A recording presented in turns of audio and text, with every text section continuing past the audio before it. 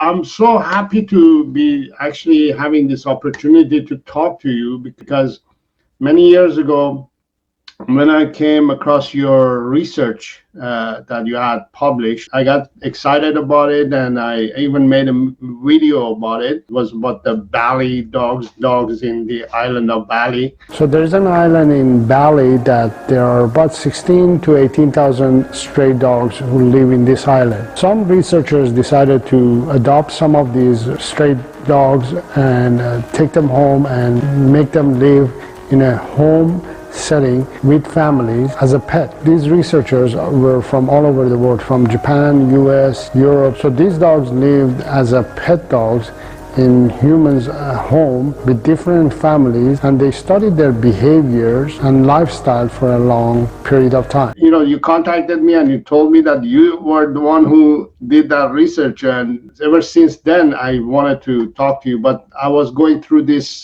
process of some changes that was happening in my life. I was downsizing in a way. I was doing too much. I was doing too much, and I needed to start downsizing. I was running a couple of businesses, so now I'm just focused on one of them, which is the dog training, and moved away from the city and moved into a smaller town and just calmer, quieter, more relaxed environment, just to take care of ourselves, myself, my dogs, be more available, be more present to my own dogs. I was taking care of other dogs, looking after others. And I have few questions that I wanted to ask you.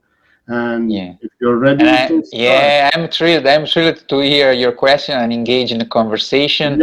And thank you for sharing a little bit about your personal life. That's very relevant. Is important. You know, life goes ups and down. There are times to grow, times to degrow, times to upgrade, times to downgrade, and it's exciting one way or the other, right?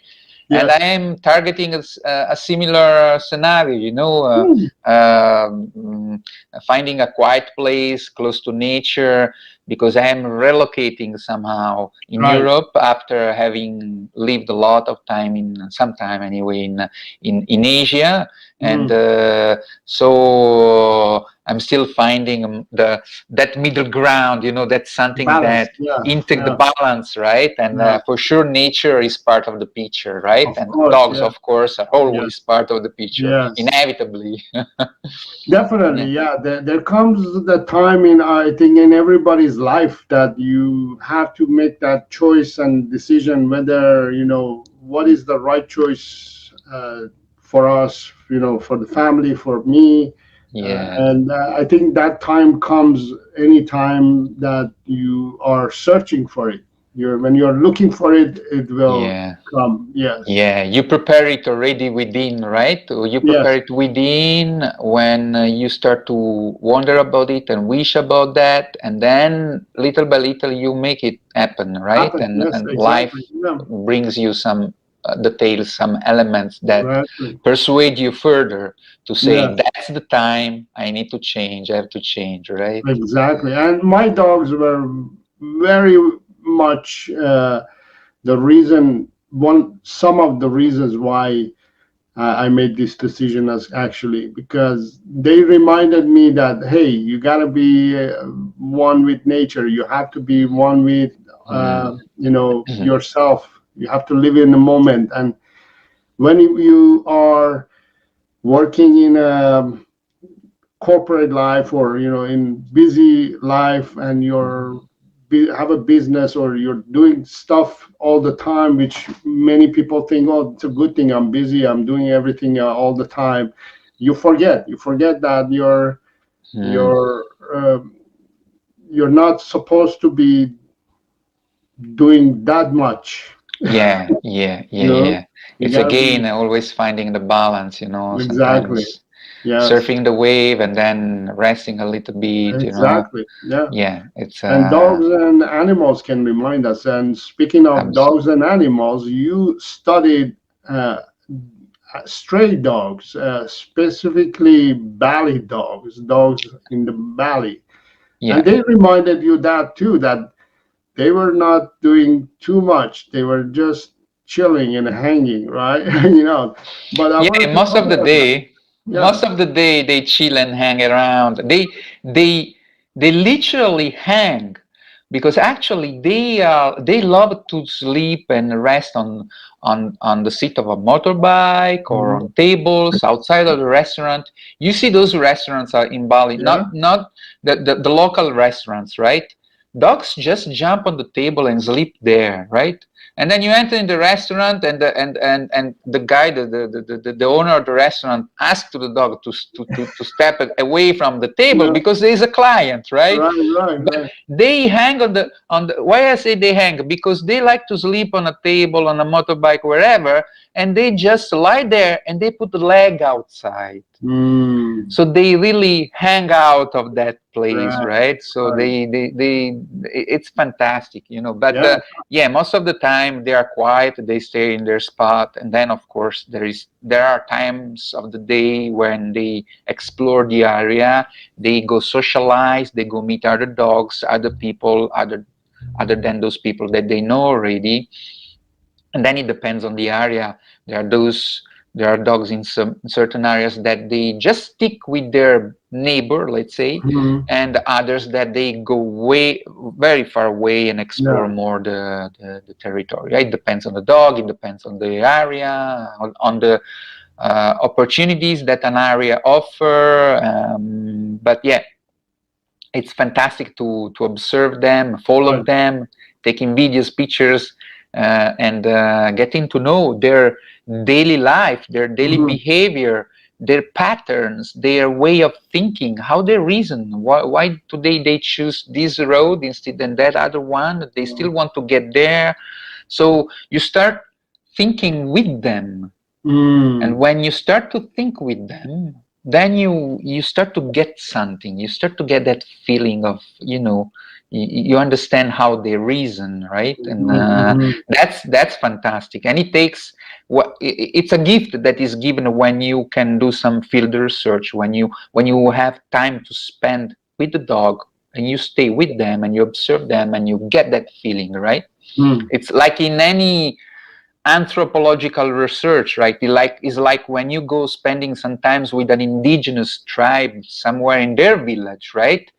You see them cooking, you see them chanting or singing, dancing, talking about their stories. Mhm. It's a similar ethnographic, it's a similar anthropological flavor, but in this case is with dogs. Right. In the case of Bali dogs, it's a local autochthon, so historical dog population. So Mhm. there is something even more interesting in that sense, Right. right? Right. Yeah, and speaking of hanging, I've noticed, like, for example, my own dogs actually also, when they're sleeping in their bed, their head is hanging out. They literally want to hang things out, like either their head or their leg, which is very interesting that you brought that up. uh, Yeah. but also, so when you are observing these dogs, which are stray dogs, and they're not, pet dogs and pet, family dogs in a way, uh, do they? What do you see the difference between a stray dog and a family dog? In general, I know there are lots of differences, but what are the ones that stands out for you?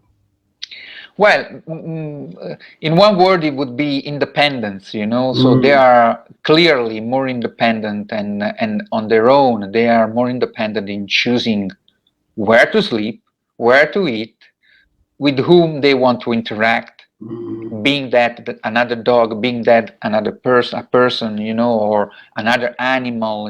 There are cows in Bali, there are birds, there are other little animals moving around.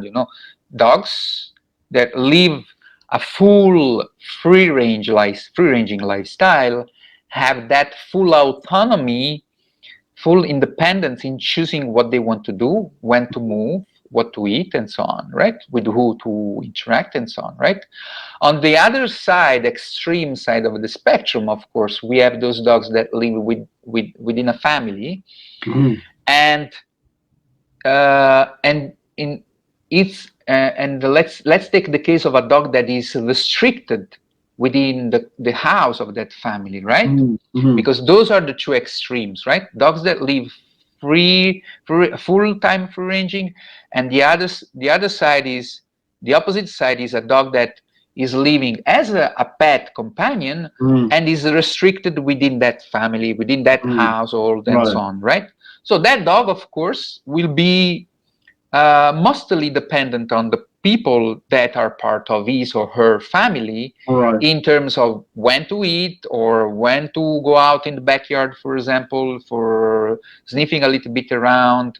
And then now it's getting raining, so come in, it's time to come in, it's late, come in, or time to sleep, or what to eat, you know. Of course, dogs that live as pet companion are fully dependent on the humans that live with them, right? And this is not necessarily something negative.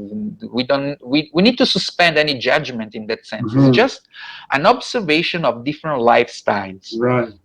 And so within that context of full dependence from humans, for example, in places like it may be in Europe, in Canada, in the US, those places where dogs live with people, and then those dogs also depend on people to go out to the dog park, or to go out to do some steps outside, walking a little bit, right? And even outside, they are at leash, right? So they depend on, in most cases, they depend on where people want to go, right? Unless the person that is who is with that dog is sensible and sensitive enough to let the dog lead that walk, and leave to the dog the time to sniff around, which is so critical, so important, so necessary for dogs, right? And so often people do not allow that. Allow for those dogs to run a little bit by themselves in that dog park, or in that little stick of wood, you know. But most people, in many cases, do not allow that, because maybe they're scared that the dog doesn't come back, or maybe that the dog maybe get involved in a car accident, whatever. And so, of course, there are a lot of implications from that point of view, right? So and again, there is no judgment. It's just being aware that there is a difference, a strong difference in lifestyle, if a dog is living in a family with humans and is restricted and is fully dependent on humans, on those choices, or on the other side of the spectrum, on this extreme other side of the spectrum, dogs that are fully free-ranging, right? So now, in between those two extremes of the spectrums, there are many shades. There are many middle shades, right? There are places in between, right? It may be, for example, the cases of dogs that live, for example, in Bali, or in Mexico, or in southern Italy, or in Romania, or in many places. There are dogs that live with the family, so they associate with the family. Some people have a mommy, a dad, a kid, and a dog, or two women and a dog, or a mom, a daughter, and a dog, or a family of 4 or 5 people, right? They associate with the human family, but they are not restricted. So they are not restricted to the house of where those people live. So maybe is the house, it's a little country house, or another type of setting where the dog is free to come and go when the dog wants. So that is a middle way. So the dog still belongs somehow to a human family, but is not restricted. So he also or she also has a degree of free-ranging lifestyle, right? So is that dog being fed by the human?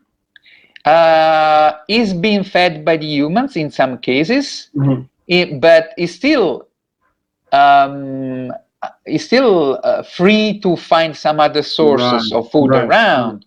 So it may come back at home and it's not hungry. So those people maybe today give some food and check if the dog is hungry. The other day they forget. So it becomes a less a regular routine, also the feeding, right? Yeah. Or so it really depends. There are many variation in that gray zone, in that zone in between, right? It really depends on the setting, the context, right? There are dogs, for example, in Bali, and this also in Mexico, where I've done other observations, that they are like, also in southern Italy, they are like a neighbor dog. We may call, they are called technically in some papers neighbor dog. And so neighbor dog are dogs of the community, right?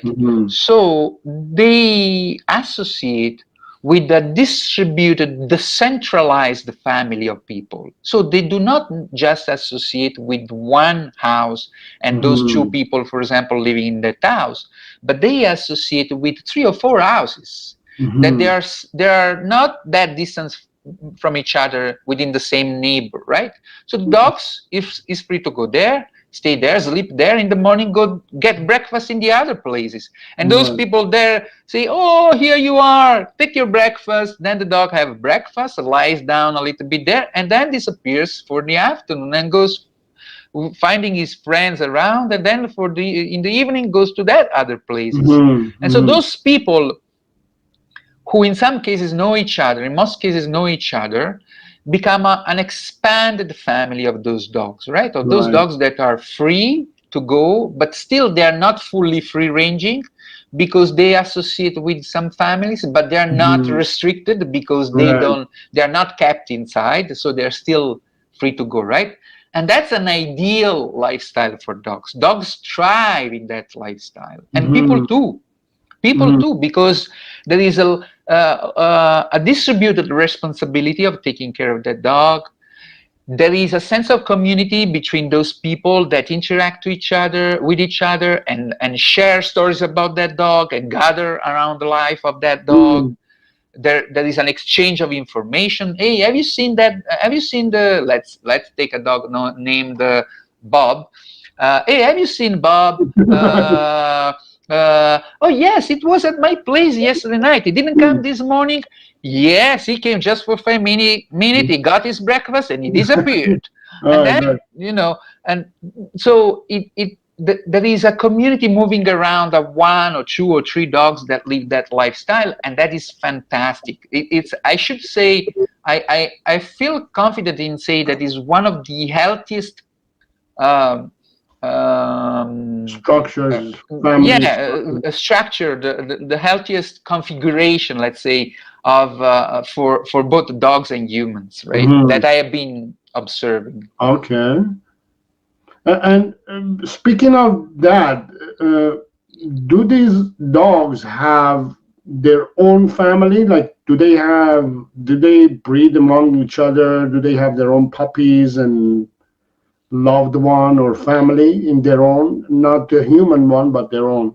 Yeah. So first of all, we should see if that dog is still intact or has been nurtured.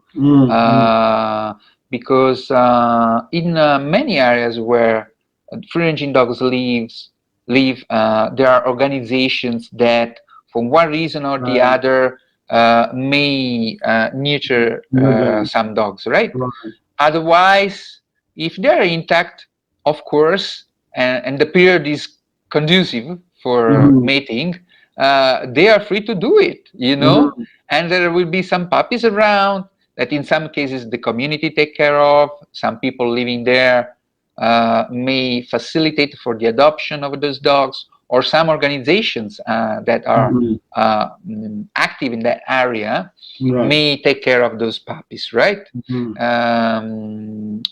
So that may happen in many ways, but of course, they to start with, we should say that dogs living in the same areas forms strong bonds, strong groups, and if those bonds are between a male and a female, and they are both intact, they may happen to become boyfriend and girlfriend, right? And have some puppies, right? Naturally, as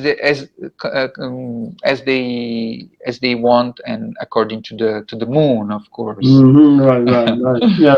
So how small or how big these families or bonds or packs are? So dogs, free-ranging dogs typically forms small groups, right? 2 or 3 individuals, maximum of 4. Right. Sometimes we can see larger groups, like 8, 9, 15 dogs. But if you go and you say, okay, I've seen those, that's a group of 15 dogs. If you are more specific in your observation, you will see that that's the gathering of more smaller groups, right? So there are smaller groups that gathers, right? Like, let's say 3 or 4 dogs start going down that road, right? And those are the dogs that are also down in that house. They come out and they accompany them, right? And by the time they are at the very end of the road, these 20 dogs, right? It looks a terrifying pack. Yeah, a terrifying pack of 20 dogs, right? Yeah.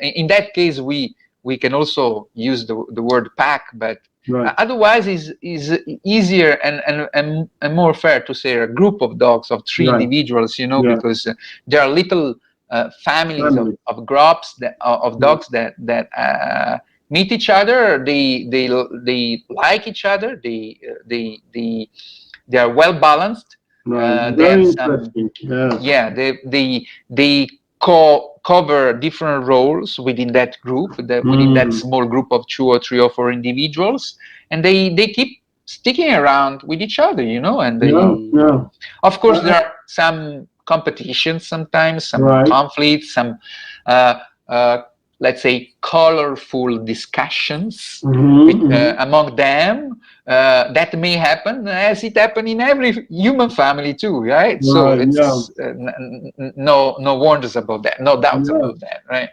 Very interesting. Yeah, one of the things that I want people to get out of this as well is that you studied wolves as well, and I want to talk about wolves as well. But there was this period that people thought that wolves and pack animals, they are pack, like, they're bunch of wolves or dogs that they live together. But the reality is not that. That was a wrong study that has been done many years ago, and we learned that actually dogs or even wolves, they create this little family. There are family members that they are living together, just like humans. They have their parents, their grandparents, and kids, and all family members are living together. And that's how the pack is, basically. It's a family. It's a group of families, right? Yeah, absolutely. Yeah, there is, the world of wolves and some informations coming from that realm, informations that for many decades have been a bit confusing, have generated further confusion in the realm of dogs, and they have caused not those information per se, but the interpretations, and the way people have leveraged that has caused a lot of further confusion and damage for dogs to start with, and for people also, right? Yeah, so, including professionals, dog trainers, and dog owners themselves. Yeah, absolutely.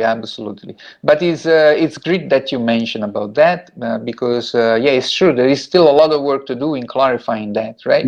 That also in the case of wolves, it's now clear. Is about more than 20 years now that it's clear that wolves don't form huge packs, but they form small groups, small family groups, right? Where there is a daddy wolf, a mommy wolf, the breeding pair, and the litters, the puppies, right? Which so the puppy, after the one puppy may it becomes adult, in general may leave the group and go to create another group, right? Or they may occasionally stick around for longer, right? Up to 3 or 4 years, it depends, right?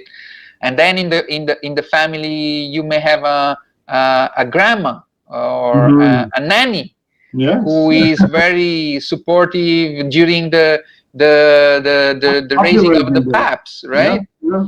So small groups, and everybody does his work or her work. The breeding male is more protective of the area. When the mom is in the den, nobody can get close to the den, and then the puppies start to come outside a little by little. But the dad at the beginning brings little praise outside the den, right? So the mom can sneak out, take the prey, eat, and feed the puppies, right? Yeah, and that's also important because on those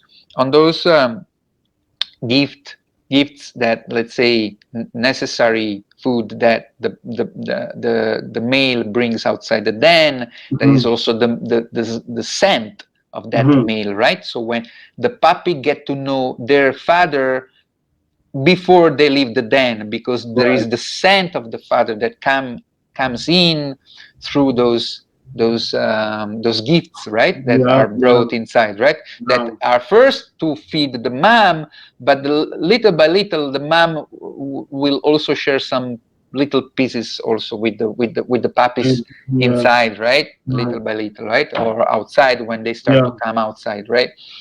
So, but yeah, so just a little description of those events, initial events in the life of a wolf, just gives you the idea of how caring they are. Mommy and daddy wolf, they really take care. They are really behaving very similar to what a human pa and human mama, human daddy would do, right? Really taking care and doing all the necessary steps to provide safety and feeding to the puppies, and then later they will train them, they will raise them, they will start playing with them and train them in hunting and exploring the territory and so on and so forth, right?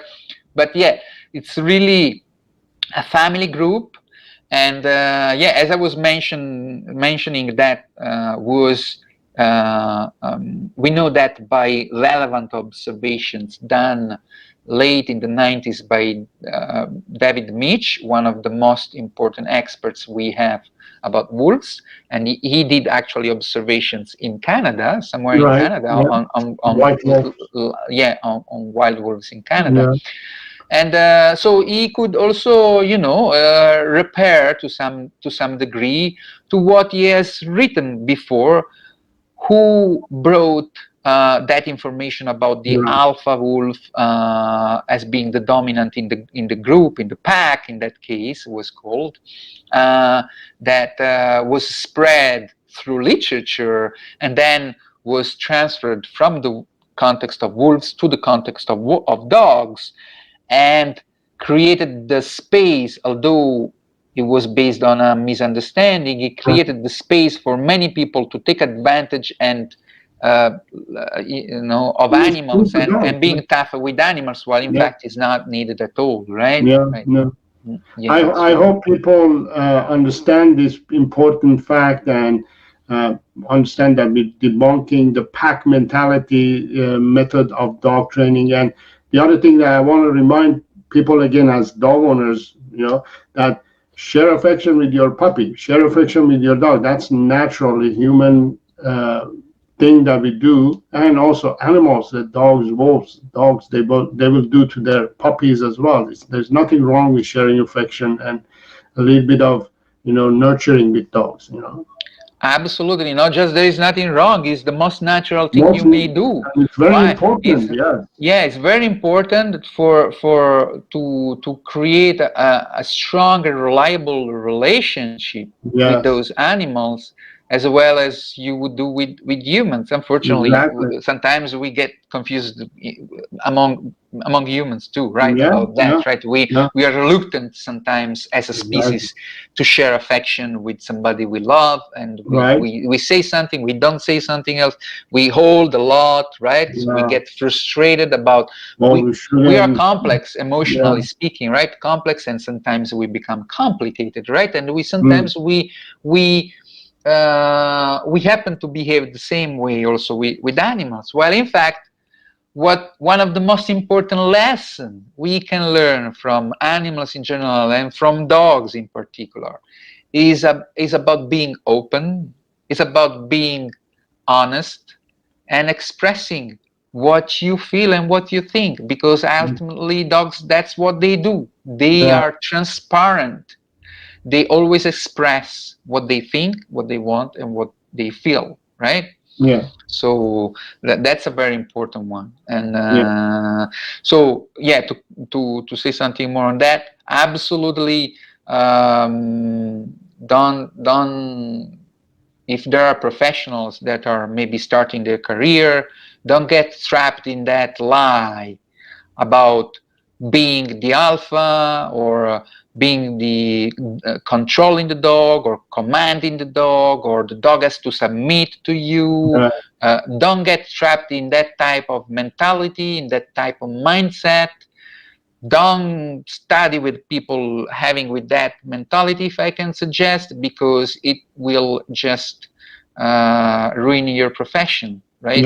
So not only it will ruin the profession, and it's going to cause harm to dogs and families and people. The fact is that is not true. It's not even established study. It's not real. It's not even. It's just made up thing that many people have kind of grabbed on that idea that this is how you should treat an animal.